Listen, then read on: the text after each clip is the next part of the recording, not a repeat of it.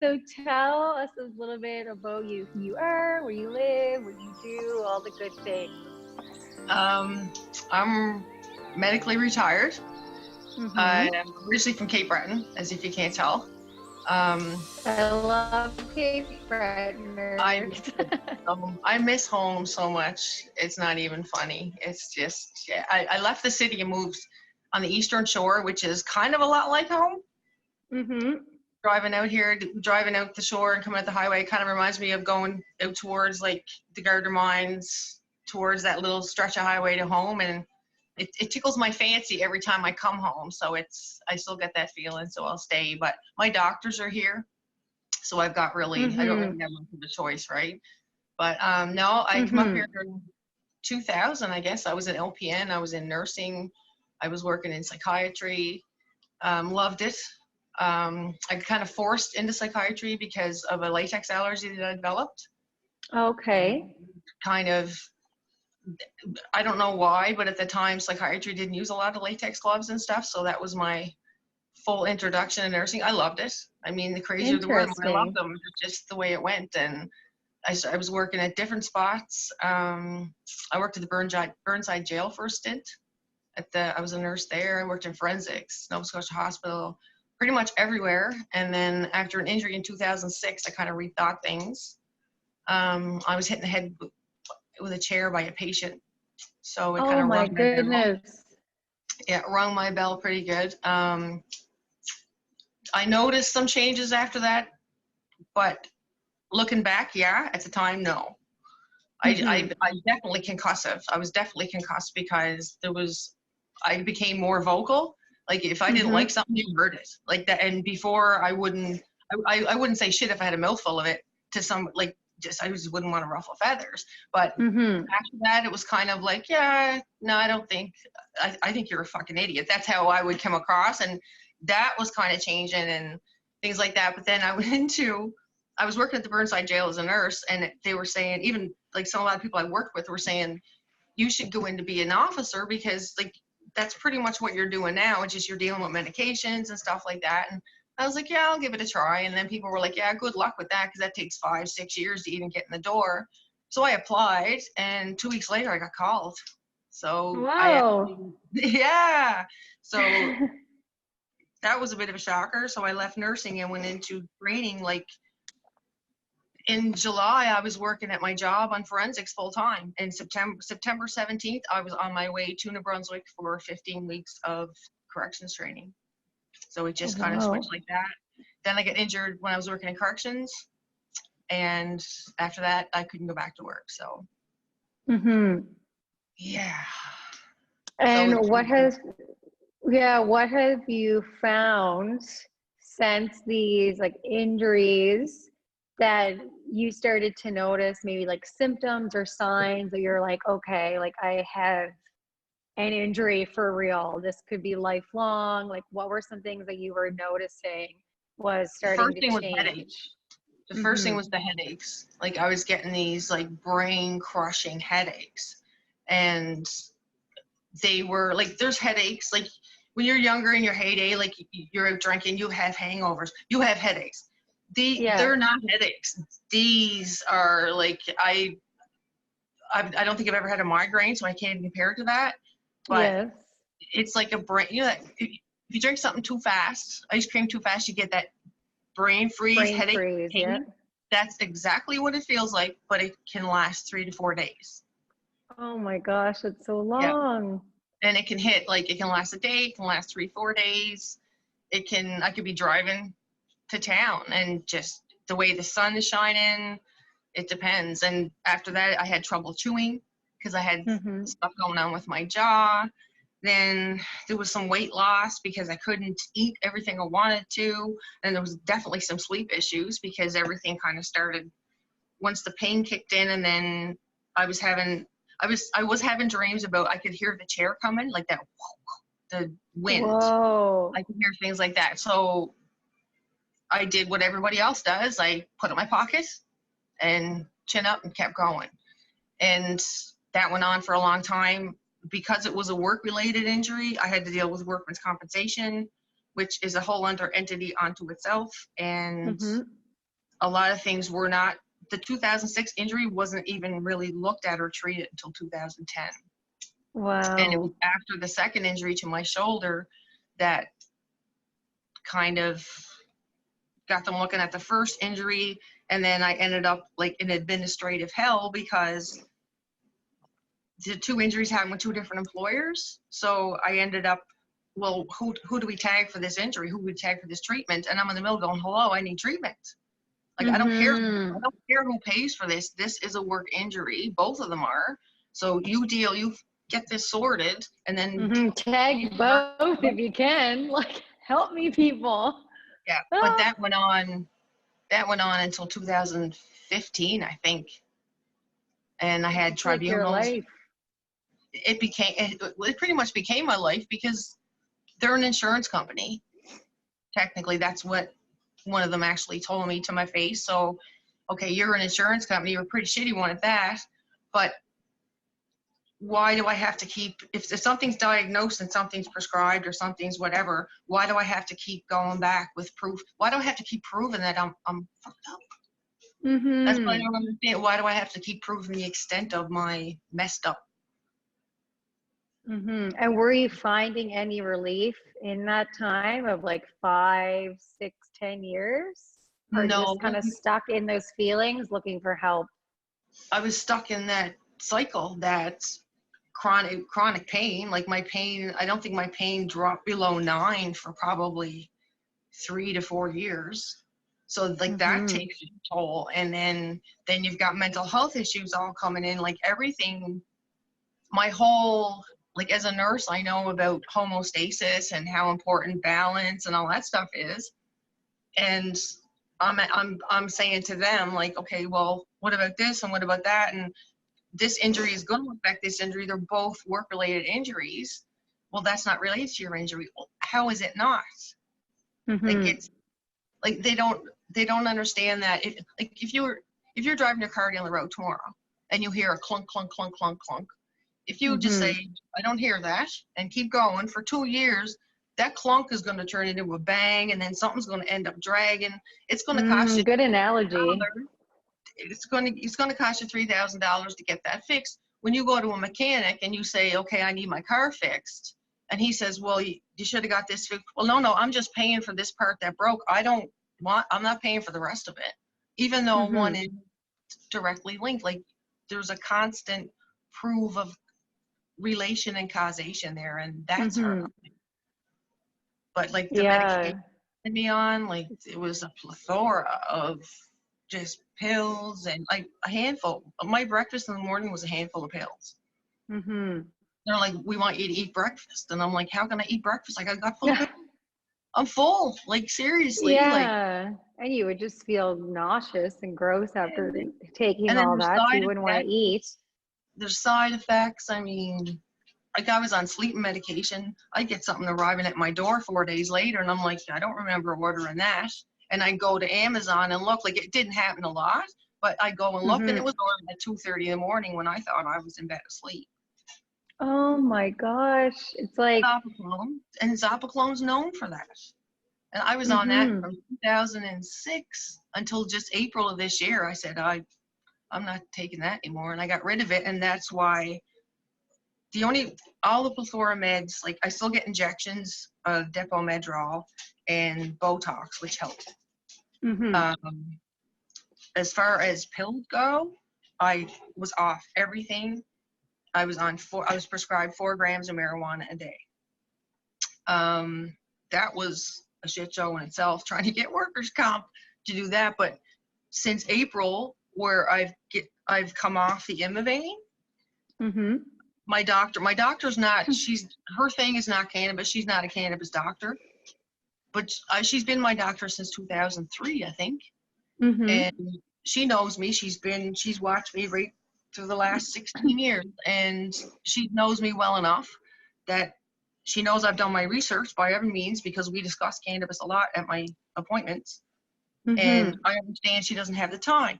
But when I say to her that I want to replace the 2 sleeping pills, which are bad for me anyway, and they weren't even working, with 1 gram of indica at bedtime, She's like, okay, and I explain why, and she's like, yeah, okay, that sounds good. It goes to workers' comp. They're like, yeah, we're not covering an extra gram. Oh. And I'm like, so you want me back on the sleeping pills that are addictive? Like, it doesn't make any sense. Like, really.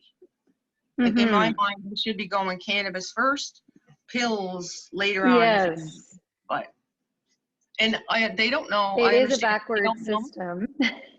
It's totally backwards. And now they're saying that, well, this whole cannabis thing is new and we don't know a lot about it. What if this turns into the next opioid crisis? I almost put my pants laughing because that was the funniest statement. Not the part about the opioid crisis, but the part I know, like the cannabis. Like, come on. I know, it's like they can't accept that it actually is like going to change people's lives, and this is actually the right method of the new way of doing things. But they're like, oh no, it's going to be worse. No, it's not going to be worse than what they've done to people already. It's not going to be worse than that. This whole do no harm thing has gone right down the toilet.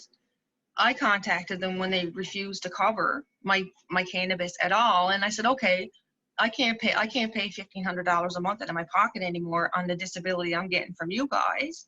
So if you want me to go back on pills that you will cover, I just call the pharmacy, go pick them up in 20 minutes, where I have to wait sometimes a week for my meds to come in the mail, because I can't go to a dispensary because you won't cover that either. And now we don't have any, so that's a whole other thing. But if I want to take that route and I want to go that route, if they're now covering it, why are they not giving people an option, like I'm doing with people, to use the medication safely? Because if I said to them, all of them, in a meeting and via email, if you guys want to put me back on pills which are covered, which are addictive and everything else, I want a letter from somebody that's going to be held accountable, that is going to take responsibility for me when I end up dead or in rehab somewhere. And they said, well, we can't do that. And I said, well, somebody's got to take responsibility somewhere. That's literally what Fabian has started doing with the vets. Like, okay, who's going to be responsible then? Is it going to be Blue Cross? Is it going to be VAC? Who's going to be responsible when you're telling me that you're cutting my medicine from 10 grams down to 3, but you want to give me pills again, and now I have to go see another specialist that could take anywhere from 2 months, 6 months to a year to get back to where I was? Who's going to be responsible? And they're like, I don't know. Well, someone got to take responsibility. Same with the opiate thing. It's like, no, cannabis is going to make it worse because no one wants to take responsibility to say that they've played a role in this chaos that has been created. And that's where people like us have come in to be like, all right, well, I'll try and educate people as much as I can and try to do as much as I can, like kind of creating our own roles in helping people in society, because these systems and the bigger people we're supposed to be able to trust aren't really there for us anymore in that way. No. Like, why should Fabian rely on Veterans Affairs, and why should I rely on workers' compensation when they're it's all about money and dollar signs. That's all it is. It's all about money and dollar signs. And here's the kicker. With half of my monthly medication, I don't even decarb it. That's THCA. So that's what I was just going to ask you. What do you do with your medication, and ideally, how much would you need for your medication to do everything you want to do with it? I'm like skinny Jesus. I can turn cannabis into just about anything at this point. And when I walked out of my doctor's office with my script in my hand in 2014, I didn't know an indica from a sativa. Just, it worked. And as a nurse, I needed to know why. And I just went literally balls deep into it and researched and researched and researched. And what do you do with your cannabis? Do you decarb it into capsules? Do you smoke it? Do you vape it? What do you do with your medication? Just because some people don't know. Like when I talk about cannabis, people are like, oh, I must smoke or use oil. I'm like, no, like you can use 10 grams and you could use it for like decarbing, and that's half of it. So just kind of educating people. Like there's a bath bomb that I make that I throw in the tub and soak in when my hips are really bad. Like it's not, and for me, it gives me kind of a bit of power back in my life because I'm in control of a little bit of stuff. But like I'll decarb some of it and with coconut oil and turn it oil. I'll not decarb some of it. I'll decarb some of the high THC stuff, and that's what I make the bath bombs and my skin pain creams and stuff out of. I'll put it in I put the CBD oil in capsules. I take that in the morning. Mm-hmm. I mean, I put it on my food at supper time, like just about every way I can get it into me. I try not to smoke often Mm-hmm. because I was a smoker for 30 years and I quit this spring. And it Oh was my CBD gosh, that helped. congratulations. And it was CBD that helped. It was actually Mm-hmm. it was CBD that helped a lot. So, and I try to get like vaping. I have to smoke a bit at nighttime because that's what gets me ready for sleep. And Yes. it's quicker, it's more effective that way, because I just don't have the patience to wait the 2 hours or an hour and a half. And sometimes I forget, I get distracted and I'll forget, and then it's almost midnight and I'm like, I haven't taken my gummy for bed. And I make gummies too. I mean, I try to mix things up so that it's not the same thing all the time. Mm-hmm. That's But great, because I know some people, like, that's why I love talking about that, because you know, a lot of people think 10 grams or 5 grams is a lot, oh my but it's just God, because no. they don't know how we're using it or how other people can use it. Like sometimes, you know, geez, 15 or 20 grams would be nice, because you need so much of it when you start using it for other things. Like you're taking so much of it just to make that bath bomb, or just to make something that's like this much of a capsule. Like it takes a lot, and then you're not left with the whole Yeah. lot to be able to do anything else with. And there are different ways of treating the symptoms. So I'm really happy you shared that with us, because a lot of people, I think, just have this image in their head of only being able to use it one or two ways, but just enlightening them and how it can be used in so many ways and how much product you really need. Oh God, yeah. Like if you're gonna, if the way I look at it, if someone like most doctors that prescribe it don't want people to smoke it. Like it's Mm-hmm. just that's a whole other thing. But if they don't want you to smoke it and they're going to want you to ingest it, they're going to have to prescribe at least 3 grams right off the hop. And that's for a brand new Mm-hmm. patient that doesn't experience with cannabis, because you need Yes. a lot more of an amount to make that, unless you're Mm-hmm. What? with ethanol and stuff like that. But that's a whole other thing too. Mm-hmm. When you first started using cannabis, how much did you know about cannabis before you started? Nothing, like Mm-hmm. nothing. Like I didn't know an indica from a sativa. I Mm-hmm. really didn't. Like I knew, like Purple Kush was familiar. Like I tried it recreationally, not very much, because it wasn't, I was more on the go. I was athletic, sports, just go. And it kind of slowed me down. Mm-hmm. Wasn't really keen on that. So looking back, I'm guessing it was probably an indica at the time. Mm-hmm. It slowed me down. And now that I'm older, I'm in pain. I'm going 100, I'm going like a cat all the time. Not physically, but in my head. So Yes. I appreciate that slowdown now. That's more of a medicinal thing now. Mm-hmm. So for me, it's been the most effective. Like they had me on different medications, like Tramis that made me really sick. And then at one point when they tried me on synthetic, they had me on Nabalone, Sesamet or Nabalone. I was up Mm-hmm. to 6 milligrams a day on that. So like one day I was on 6 milligrams of Mm-hmm. Nabalone, 30 milligrams of Flexerol, 15 milligrams of Zopiclone, and about 4 milligrams of clonazepam. And I was still going to work. So I don't even know how that transpired, because a lot of that's a blur. Mm-hmm. So it's almost like you found like the will to live again from being on cannabis. Well, being in that type of pain, like I have trigeminal neuralgia and occipital neuralgia. So they call trigeminal neuralgia the suicide disease, because there is no treatment. Like I can get brain surgery, but first I have to get workers' compensation to recognize that I actually have it. Mm. So you know what I mean? 6.5 of one, none of the other. If I just keep treating with cannabis, then if I can keep it under control until I'm older, then fine. But before cannabis came into the picture, I couldn't wrap my head around the fact that I probably had at least another 15 years of living like that ahead of me. Like really, I Mm-hmm. just couldn't even. So do you find now that you're almost like an advocate for yourself, for people you know, from this journey? Where do you Oh, God, find that yeah. you're at now and helping people? Well, I fought with workers' compensation to have it covered as medicine because they were refusing to cover it. And as of now, I think there's 10 besides me that are covered. They're covering 4 grams. They won't cover 5. So now I'm going, after talking with workers' advisors, they said, I'm taking a chance by taking this to a tribunal because could say, depending on how it goes, but I'm confident that,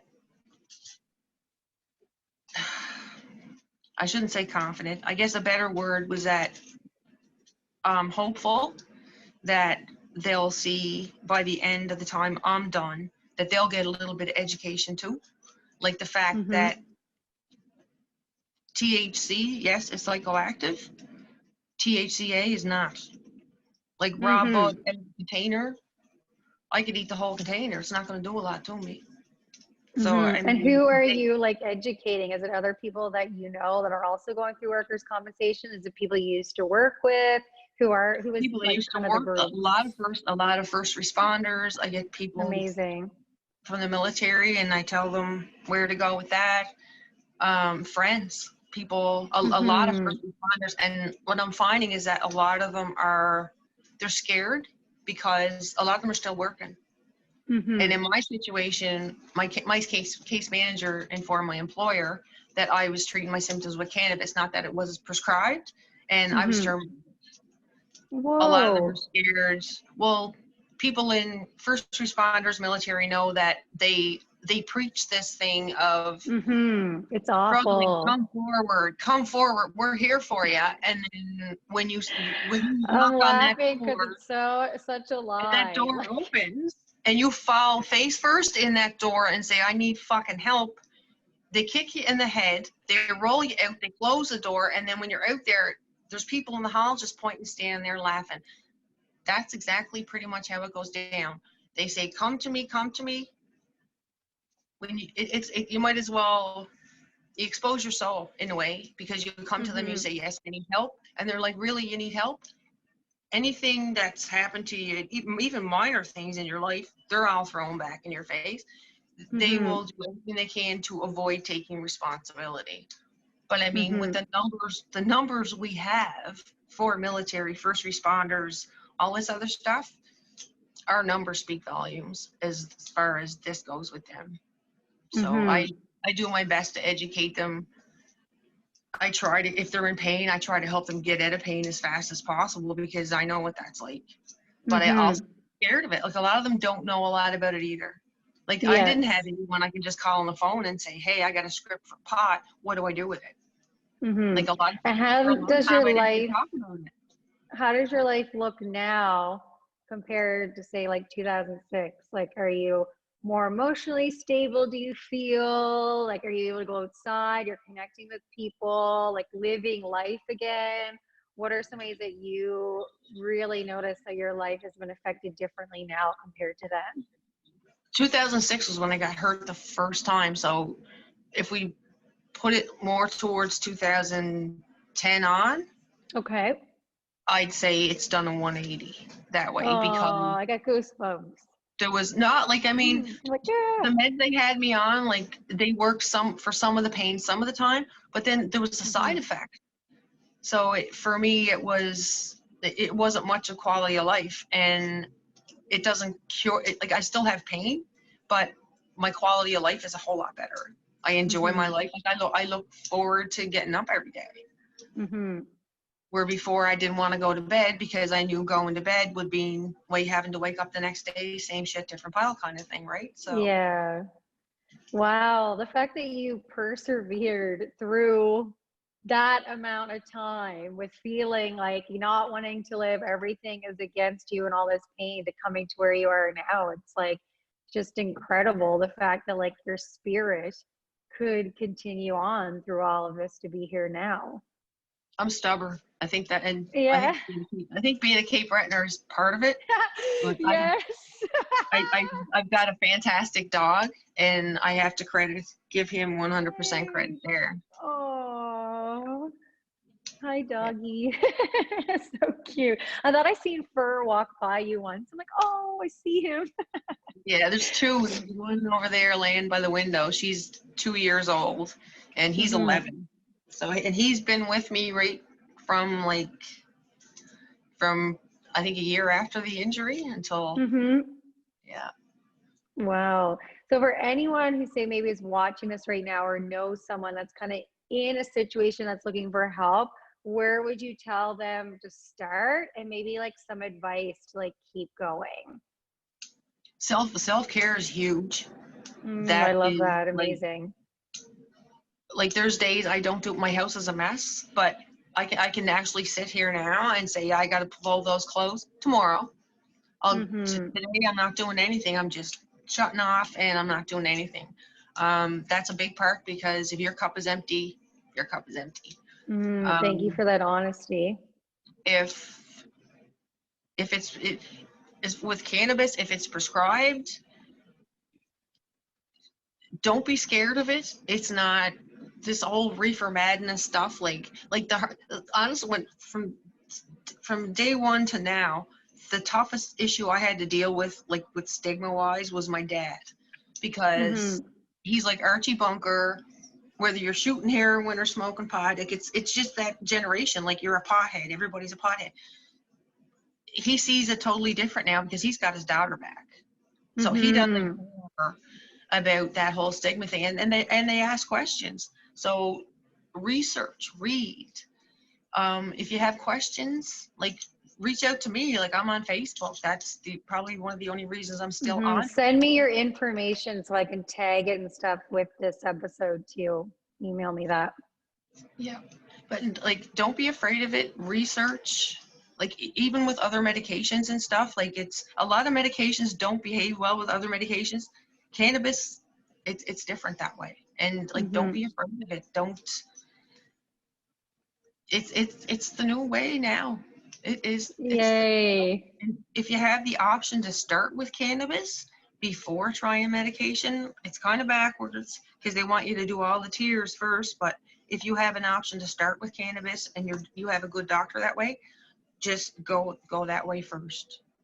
Because I'm about minimizing damage too, right? So I'm not anti-pharma by any means. No. Oh yeah, me either. Like, there's a time in my life that I was like, you know what? If I didn't have a hospital near me to do these things for that week that I needed to be there, like the situation I was in, I'm like, I probably would have died. Like, I'm the same. Like, I'm totally not against it either. Like, there's a right time for everything, for sure. But just like we were looking for help long term, there needs to also be this other avenue attached, so they can maybe for a period of time dance together. But then you're also working to the optimal way, not there's just this one way and that's it.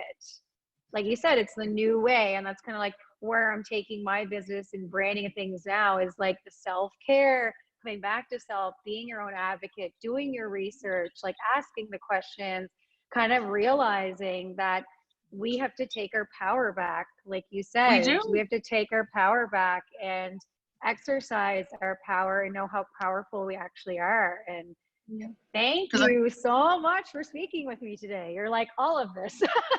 No, because I know I have PTSD, and it's more on the anxiety side, but it does go depressive. But because I researched about cannabis, like, I want to know why it worked, and because I can do so much with it now, that gave me a lot of power. Because now not that I can control it, but I can make oil. I can do this. I can do that, and that's me. That gives me a power back that I felt like I lost. You lose part of your identity, everything changes. I'm coming back to that middle ground, and I actually owe it all to cannabis. Strange. And if someone had said to me 15 years ago, like, in 15 years you're going to be an advocate for cannabis, I would have said, you've lost your mind. Yeah. But just what happened. Any final like words of wisdom, tips, anything that you'd like to share?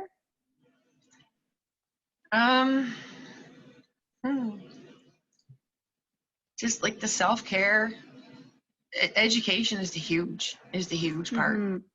Know your sources that way too, because Ooh, nice one. there's a lot of garbage out there, Mm-hmm. and if you're not sure, ask. And Mm-hmm. if you think you know somebody that might know, ask them, because it might be someone like me who just doesn't bring it up because, you know, there's no need for me to talk about cannabis with my friends all the time. But if one of them says, Mm-hmm. "Hey, I got a question," then you're going to get a 2-hour lecture on cannabis, and that's just the way it goes. Yeah, We love to talk about it, but we don't. you're right.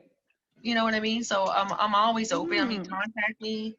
I have a closed little private group on Facebook that I run so people can feel safe. Cool. Good for Like, you. there's all kinds of just things I wish I had, I guess, when I first Yes. started, because it's overwhelming and it's expensive. And when you're starting out and you're trying this and trying that, like, I try to guide people which strains to kind of start with first if they have this or that, because I know everybody's different, but you don't want someone having a panic attack because they smoke sour diesel.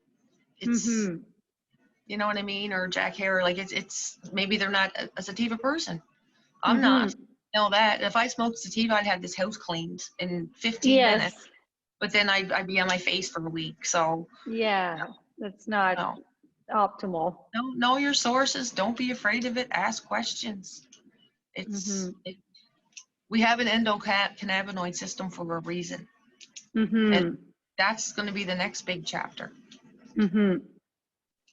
Well, thank you so much for taking the time to speak with me today. I'm in awe and I bow to you and your journey and Oh my God. everything that you're sharing. I'm like, just incredible to like persevere, continue finding out that will to live, and now being on the other side, being like, I can speak on my behalf, but also for so many others. So thank you so much. You're welcome. Thank you. I hope you have a great rest of your day.